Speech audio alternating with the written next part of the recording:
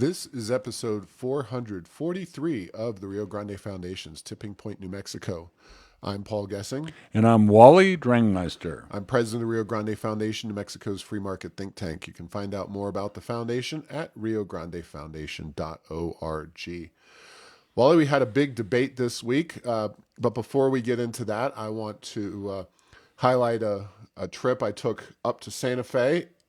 So unlike my last travels, well within the boundaries of New Mexico, NEMOGA, New Mexico Oil and Gas Association, their annual conference, had a really good event this week. And Michael Schellenberger was there giving a talk, somebody who I followed his career, and especially his Twitter account is worth doing alone if you're interested in either homeless or energy policy. And he wrote a book called Apocalypse Never: Why Environmental Alarmism Hurts Us All.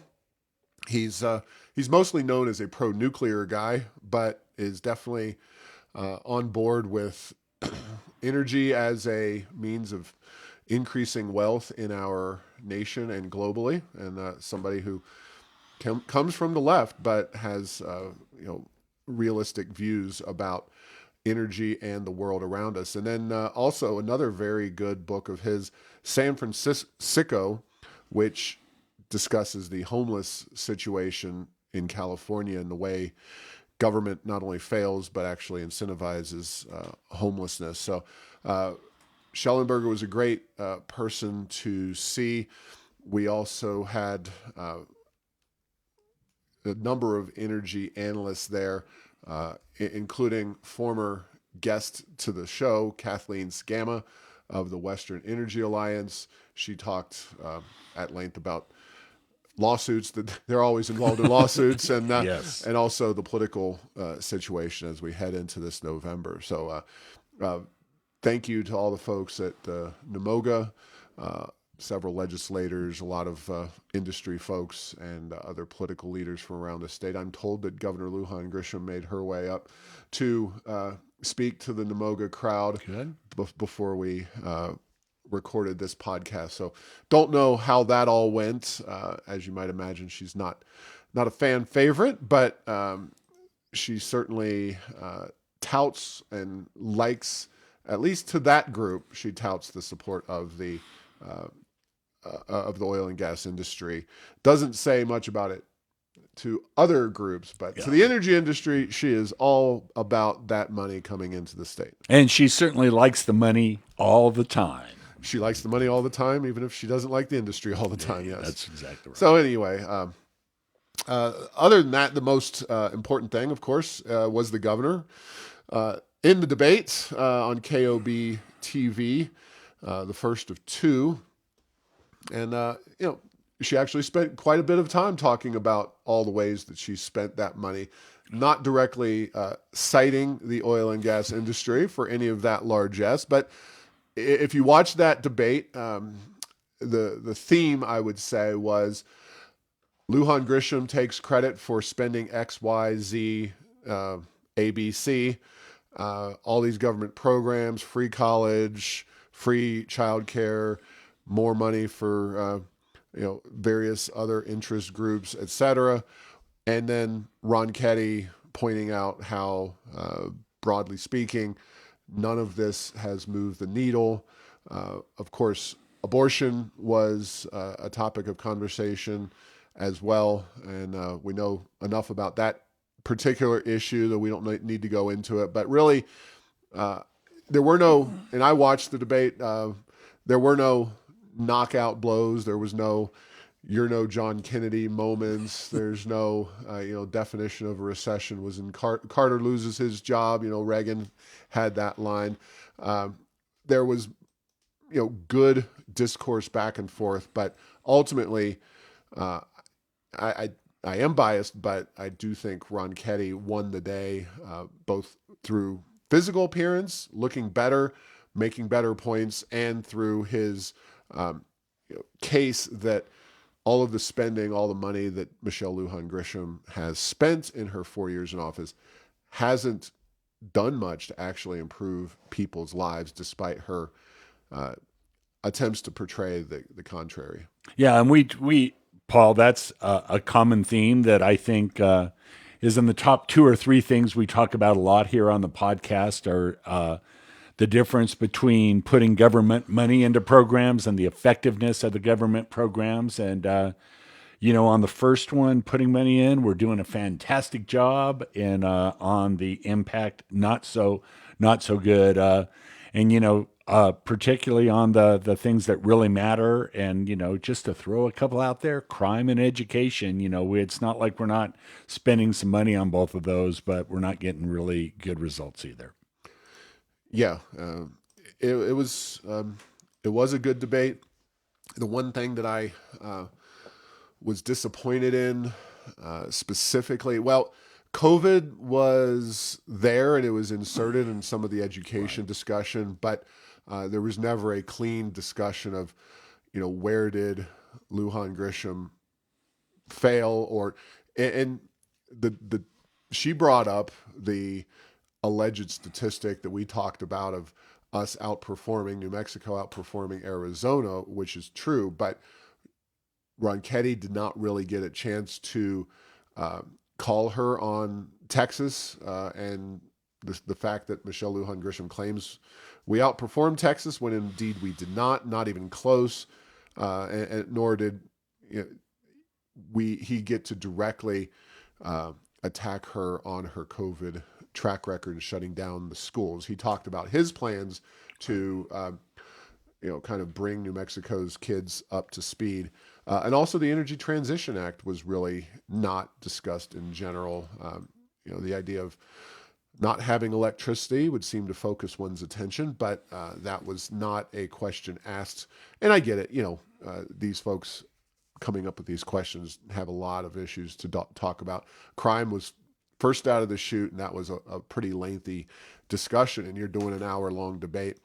You can't get to every single issue, but it was still I would say, technical knockout on points by Ronchetti, and a pretty convincing one in my estimation. And one more debate to go, so we'll get to see if there's if either the current governor or Ronchetti learns something about a weakness that they really want to push on in the next debate. That'll be interesting to see. Yeah, that'll be on the 12th of October. So KOAT has that one. So stay tuned. Now, we've been going through, because we really, and even in the debates, there's been a lack of forward policy discussion with Governor Lujan Grisham. And we went through the Albuquerque Journal's survey that they did of the candidates.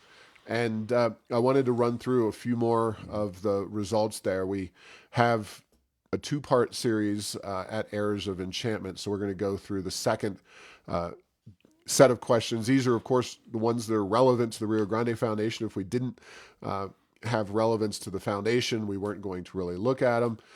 Number 10, in the Journal poll, do you support or oppose the constitutional amendment on the November ballot to withdraw more money from the state's permanent fund to increase early childhood services in K-12? Lujan Grisham strongly supported this. Yes. Ronchetti is more nuanced, wants to use the current revenues that we have and leave the permanent fund alone. I get the political response. Unfortunately, we're going to be here in 5 years or 8 years or whatever, decrying the failure of the pre-K spending in New Mexico that's come out of this permanent fund.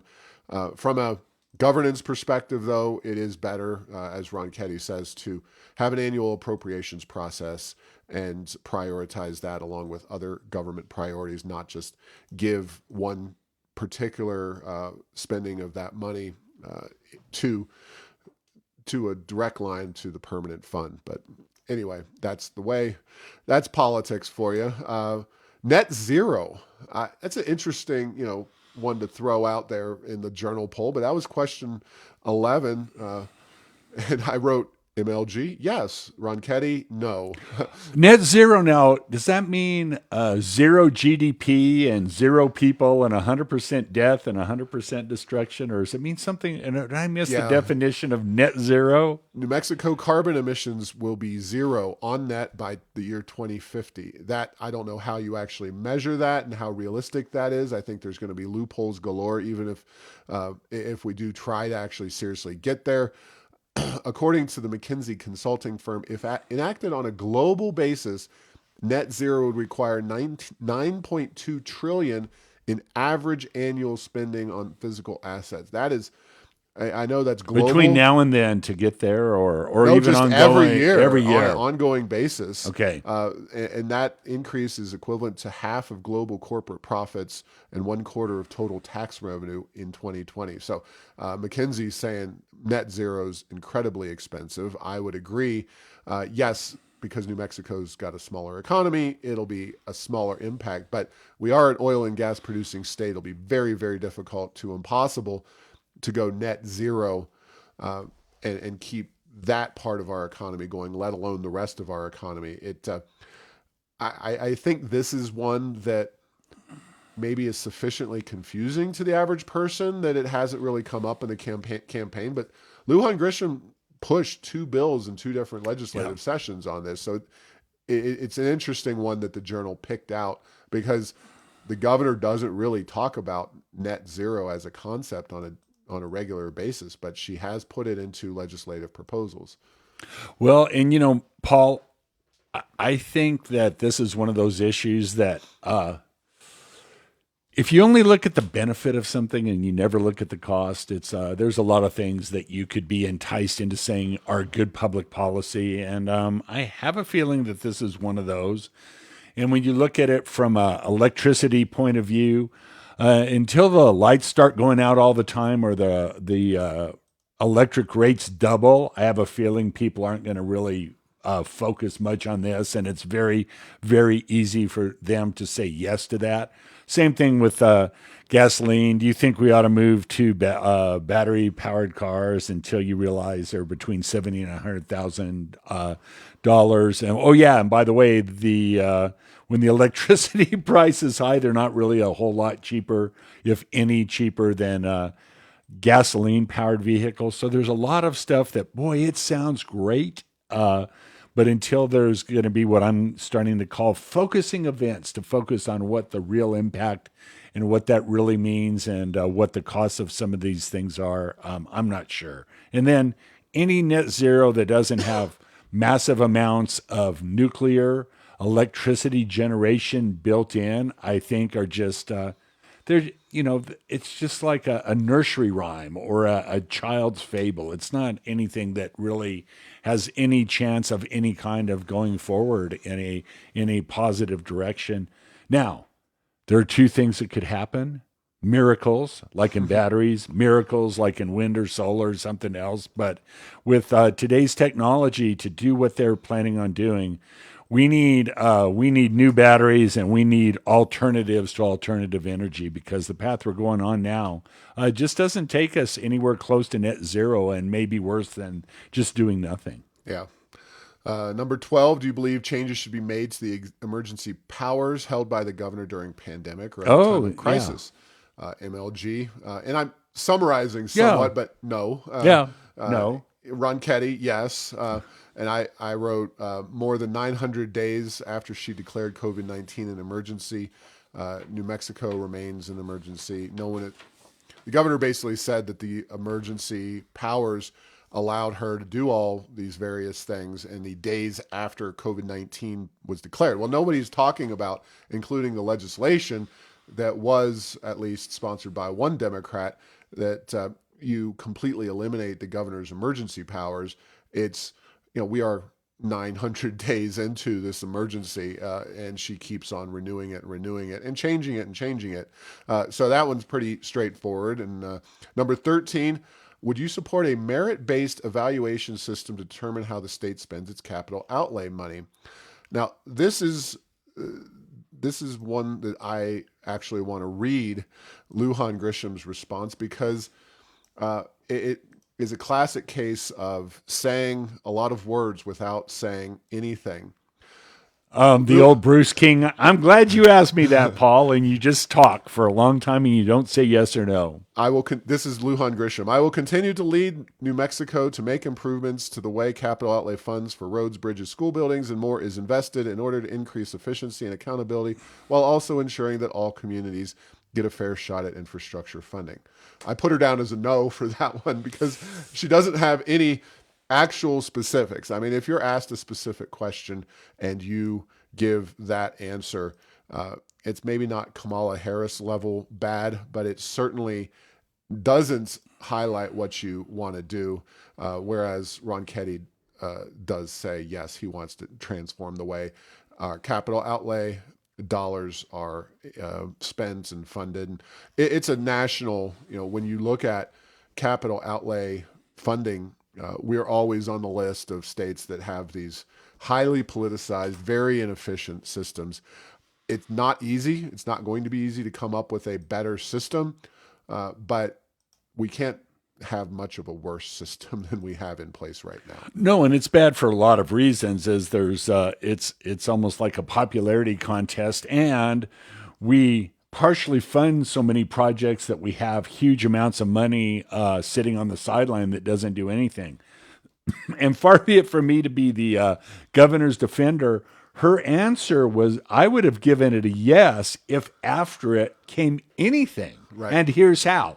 Or here's three things we can do that. Because, when I heard it, I heard yes, but then you're like, okay, you're leaning forward. How are we going to do that? Oh, no, we're not going to talk about that. Yeah. She just needs to, and either candidate, if you don't say something specific that you're going to do about the policy, I think it's hard to give you any credit for that. Wringing your hands does not. Yeah, it does not count. Now, speaking of the COVID-19 rules and restrictions, I mentioned that the governor again changed her approach, and she did so in direct response, I believe, to a Ronchetti ad attacking her on it. The article is from Dan Boyd at the Albuquerque Journal.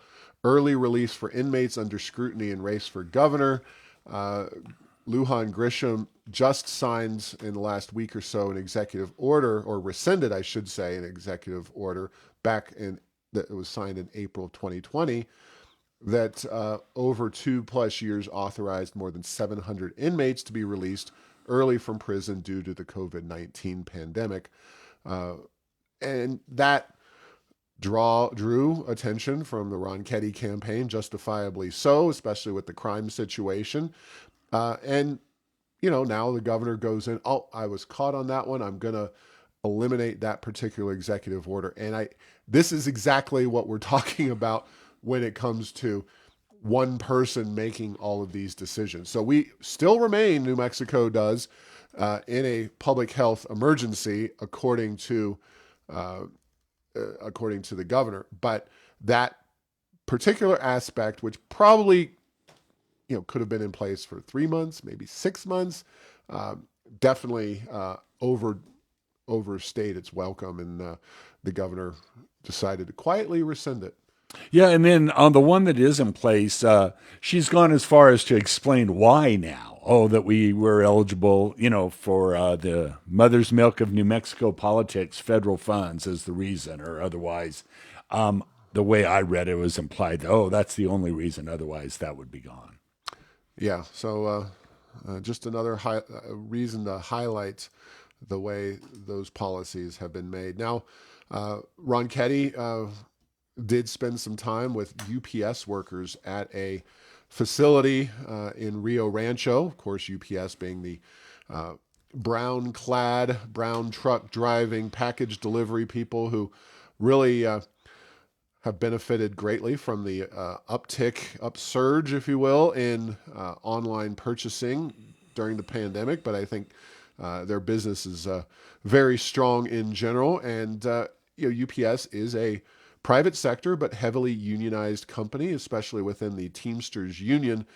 And Ronchetti was invited by management to go and talk to those drivers before they went out on their daily routes. And This, as with anything political, became immediately controversial because, Some people liked it, and a lot did not. yeah, well, From a screaming point of view, not from an right, absolute right, numbers point of view. right. So, of course, purely on the political side of things, this is Ronchetti reaching out to a group that union members so possibly hostile. However, these are people who, and I brought some numbers to bear on this. I went and looked at partisan identification by union status. Now, this is from an outfit called Strike Wave, which is a left-leaning pro-union organization. They actually found that of groups, looking at members of unions with a member in the household that's union, retired member in the household, the highest proportion of Republicans, this is their poll they look at, that 31% are strong Republicans of union members, and that that only 29% are strong Democrats, and that there's various gradients in between. And of course, this is up at errorsoфenchantment.com. And is this all unions, Paul, or just? Yeah, I couldn't find anything Yeah. broken out by just the Teamsters. Right. Now, NPR did comment during the 2016 cycle about Donald Trump generating support among Teamsters. And Teamsters, they're hardworking, driving, they're, I would say Teamsters probably 3/4 male, maybe higher than that. They tend to be among the most physically hardworking people in our economy. And, these are people that I think could easily be swayed by a conservative, pro-working class, pro get off your butt and do something, not sit at home and collect government checks kind of message. So I was quoted in a Daniel Chacon of the Santa Fe New Mexican. He wrote a piece on this, and I just said, the brass, the union top dogs are all working as a wing of the Democratic Party, but those average workers, the working guys and the members, are likely much more conservative and open to Ronchetti's message. And yeah, the Teamsters were not amused. Let's just say that they were not a fan of having Ronchetti in there talking to their members. Yeah, and then Paul. So the teachers' unions and other government unions, I would think the percentage of Democrat supporters would probably Absolutely. be pretty large. You mentioned the Teamsters. The other unions that I've worked with over the years, the construction trade unionists, they tend to be a little more business oriented. And, it's like, let's face it, they don't get paid for doing nothing. They get paid for building power plants and bridges and buildings and other things like that. And a lot of times, if it's just government contracts in some of those sectors, things don't happen. So, yeah. There is a huge split, and I don't have data on this, but certainly people who are involved in government labor unions, which of course Franklin Delano Roosevelt did not agree with government labor unions in the first place. But the far right wing Yes, Democratic president of that era, right? But people whose livelihood is tied into more government spending, more government money, higher taxes, those folks aren't generally super interested in the limited government message. But folks who do rely on the private sector, and Teamsters being one of those groups, folks involved in pipelines and the Keystone XL pipeline in particular, that was canceled by the Biden administration. I'd be interested in a little survey of their partisan identifications after that situation. So, private sector workers are, I definitely think, a much more up for grabs group. And the Teamsters Union, though, sent out a statement saying, this is how dare he, blah, blah, blah, blah, blah. No surprise there, because they want to keep up the facade that they are all brothers united for one political cause, and that is the well-being of the Democratic Party. And that's just not the case. So interesting stuff there, and kind of amusing. I tweeted, and that's how Daniel Chacon with the New Mexican found me. Now, Wally, an interesting unionization that just happened, kind of in a different direction, is Starbucks employees at the I-40 and Rio Grande.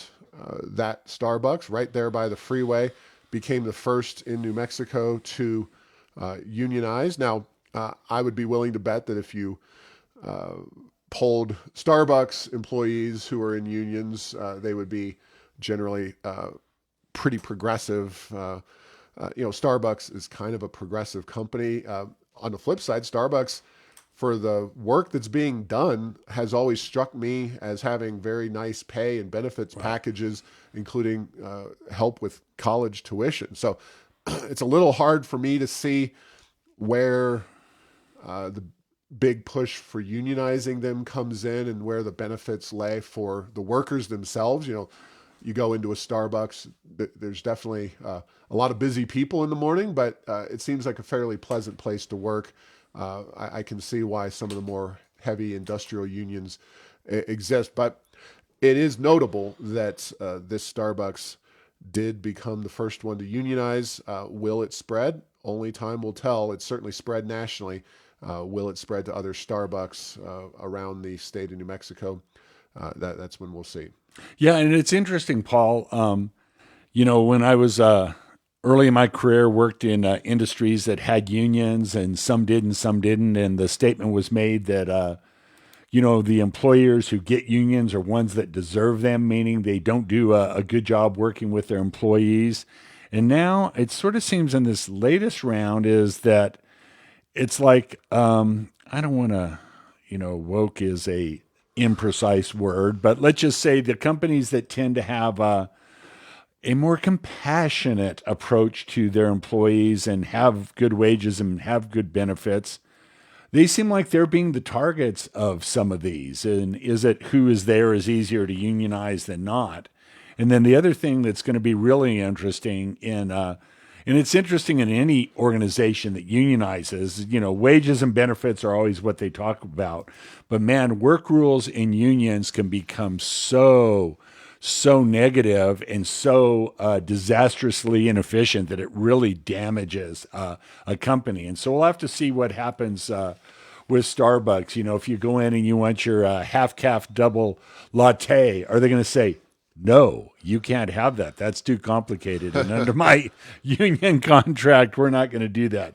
That's an extreme example. But, I've seen in places, Paul, where like the hospitality industry and the hotel industry, you go to a union shop for one of the large hotel chains, and the service and the quality of the facility is horrible compared to the similar non-union properties in a city or two over. So this is an interesting development, but we're seeing a lot happen in the food industry. California wants to have like a fast food minimum wage, which kind of is a union-driven thing for whatever their strategy is. But we're seeing a lot happen in the food service industry, and we'll have to see what it does to Starbucks. Yeah, it'll be very interesting, and we'll just be watching and possibly reporting. I have gone to that Starbucks on many occasions. It's a very convenient location right off the freeway. So yeah, it's going to be interesting to watch how that unfolds. And, one of the things that unions do is make it very difficult for you to get honest opinions from people actually working there. But it would be fascinating, I think, given a year or two, to talk to some of the people who are part of this unionization effort and see how things go. Because I think there's often a viewpoint among some workers that, the union will solve all of these problems, but oftentimes you just wind up paying dues for a union, and you don't wind up changing what you thought you wanted to change in the first place. But we're going to move on from there. First and foremost, there is no evidence that this is just kind of a statement, but there is data behind it. There is no evidence that the recent hurricane to hit Florida was the result of global warming. That's not just me. That's people like the head of the National Oceanic and Atmospheric Administration, put there by Biden. In fact, the end of August, August is definitely hurricane season. Saw the development of no-name storms, and that's the first time that had happened since '97. It had only happened one other time in 1961. Yes, it was a devastating storm. Prayers go out to folks in Florida affected by that storm.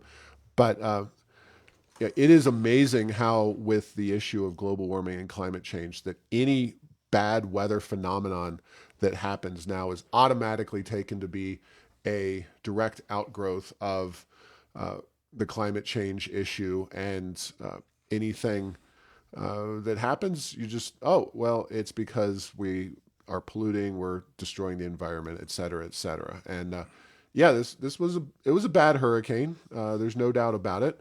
There's a lot of people living in Florida, a lot of businesses, a lot of buildings, a lot of investment that unfortunately got destroyed down in Florida, and that's just that's the reality. But there's just no evidence that any of this has anything to do with global warming or climate change.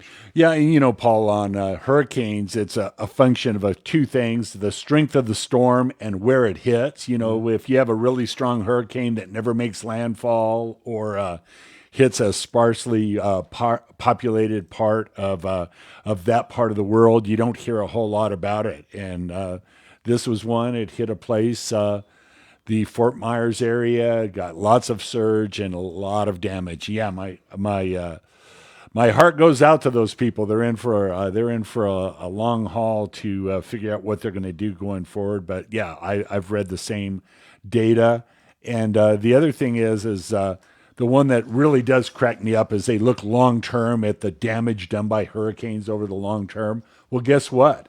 When no one lived in Florida, there's no houses to damage. And Florida's grown tremendously the last several years, so things can definitely happen there. There's a lot more population in places that maybe, 20, 30 years ago, there weren't nearly as many people. Yeah, and the number of hurricanes and their strength is there's no consistent trend line over the last several decades. It's really all over the place, and it's something that I think needs to be realistically discussed. You can support clean environment, you can support reducing CO2 emissions, but you're just not going to get very far with folks if you start throwing around that kind of paganistic, anti-science BS, for lack of a better word. Now, one thing we can agree on is that if you're in an area and a hurricane hits where you are, it is not a pleasant thing. I mean, no one disagrees with that. I'm a Midwestern kid. I have been through a hurricane in the DC area, not by any stretch a Florida level hurricane. But speaking of people who probably believe everything bad is associated with climate change, but on this one issue, we agree with them. The New Energy Economy, a very radical environmental group, they did file a complaint with the Public Regulation Commission over PNM's sudden move to start co-branding with Avangrid. Their purchaser proposed but not approved. The PRC specifically rejected it. Now, it is expected that this merger will be approved by Michelle Lujan Grisham's appointed PRC, which will happen after the new year. But it is very odd and truly strange that we talked about it here on the podcast once. Yeah, I mean, I'm not saying somebody else didn't mention that out on the airwaves or in the media, but if we weren't the first, we were one of the first that says this looks weird. This just doesn't look right.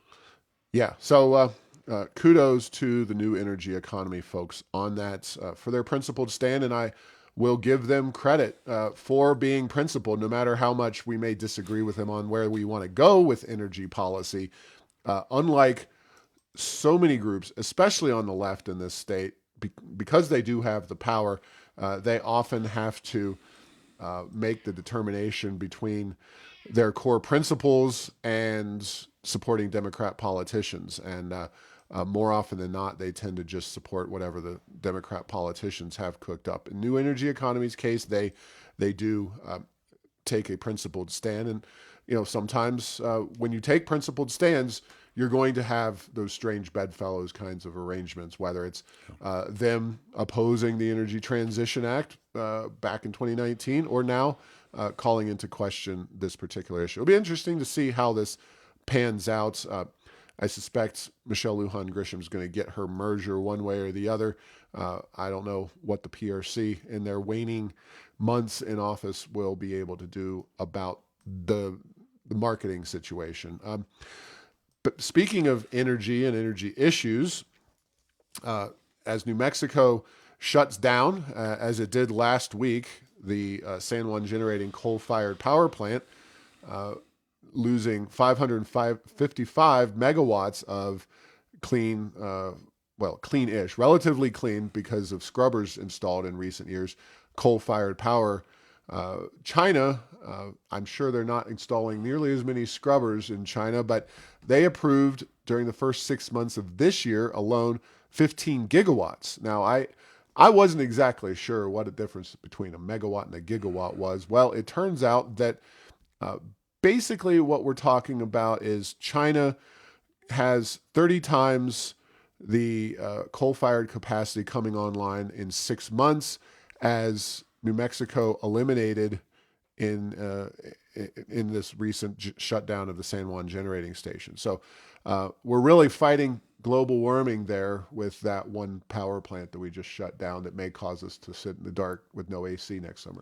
Yeah, and it's one of those things. It's called global warming, but it is interesting the difference in approaches to it, as in as you say, adding coal-fired power plants versus shutting them down without any clear, highly reliable path to replacement. In the case of New Mexico. Yeah, and it is a global problem, so we can do a lot and inflict massive economic pain on the United States and New Mexico and have very little in the way of positive impact on the global weather situation. And finally, California, this California Air Resources Board is starting to follow the Heinrich playbook. That is by banning natural gas heaters and furnaces statewide in the state of California in new construction. That has been one of Martin Heinrich's hobby horses. I guess the question is, will Michelle Lujan Grisham follow his lead, follow their lead, if she is indeed reelected? I think this is a relevant question for the campaign in its waning weeks. But California has a bunch of cities that have done things like this. In LA, they went and did gas stoves.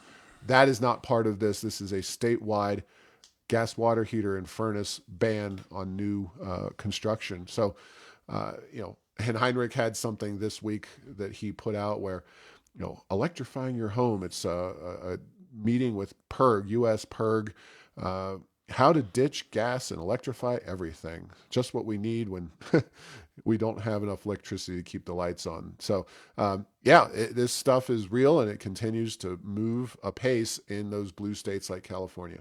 Yeah, and then a state like California that's already struggling with electricity supply under their current level of demand. As you add cars and now heating and not have it directly come from natural gas, it's going to be interesting to see how they fare. It doesn't seem like there's always a whole lot of long-term thinking in these things, but we throw them out there and we see what sticks against the wall. Yeah, it really highlights, though, that on energy, California just continues, and they're doing this, again, without the legislature approving things. And just like the the gasoline power vehicles, that was passed in California through this same board, the Air Resources Board. New Mexico, of course, is following California on that one.